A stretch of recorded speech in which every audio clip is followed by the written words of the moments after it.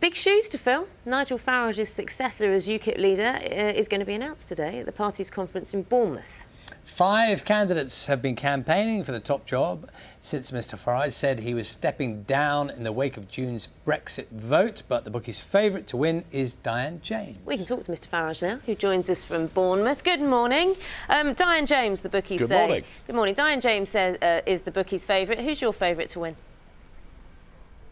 Oh, I'm not going to damn anybody with my support. You know, it's, following on from me won't be easy because I've been a bit dominant and some people like that and some don't. So whoever wins, wins. And look, I'm stepping down as leader. I'm stepping back from the front line. I'm still a member of the party. I still support everything UKIP stands for, and I will support whoever wins. What's your legacy going to be? My legacy will be, very simply, that I helped take a party that was considered to be on the fringe, a little bit crazy, a bit kooky, and took it to being a mainstream party that won the European elections in 2014, the first time for over 100 years that a party won a national election that wasn't Labour or Tory, and without us, there would not have been a referendum. It's been an amazing journey, it really has. Yet you've stepped away from it. We've been hearing from one of your former aides, Alex Phillips, who was UKIP's head of media, been talking today and said that you stepped down as leader partly because the divisions in the party had become so profound that the party itself had ground to a halt. Do you agree? Is that true?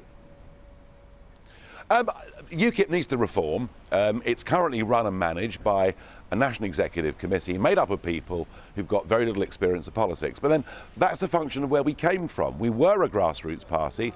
That's why it was run that way. It does need to professionalise and to change. But, you know, a new broom sweeps clean. That is a job for the new leader to do. So what's the point of UKIP now, then? You've done what you set out to do. You helped persuade the electorate to come out of the EU. That process is going to begin shortly. What's the point of UKIP?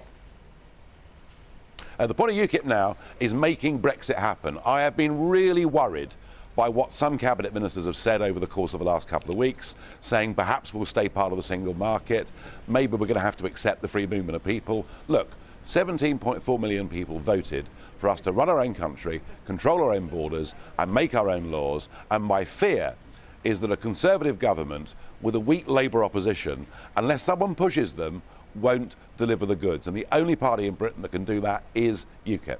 Are you going to remain as an MEP, member of the European Parliament? Oh, yes, no, absolutely. Look, you know, I'm not retiring. I'm not moving to a sort of Flint cottage in Snowdonia, never to be seen again. I'm going to go on, leading a group in the European Parliament, seeing this Brexit process through. I will be actively engaged in politics. What I won't be doing is leading UKIP into successive elections. You know, I think I've done my bit.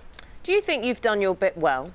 I ask because Jean-Claude Juncker, President of the European Parliament, made comments earlier this week. He was talking about a Polish man who was attacked. He was murdered in Essex, and it's been put down to a lot of the hate that has been generated post-EU, the Brexit vote. Do you feel partly responsible for that?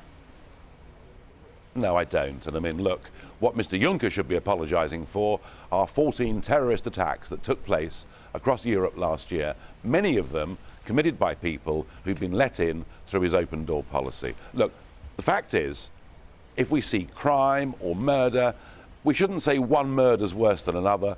All crime is bad. I firmly believe that by getting back control of our borders, we will have happier cohesion within our communities in this country. And believe me, the whole point of Brexit wasn't to dislike anybody or to hate anybody. It was about wanting to run our own country, to be a normal nation once again. We won that historic referendum, and now what needs to happen is all of that has got to be converted. My worry is Mrs May appears to be backsliding and taking far too long in getting the whole thing started. Nigel Farage, thank you very much for joining us on BBC Breakfast. Thank you.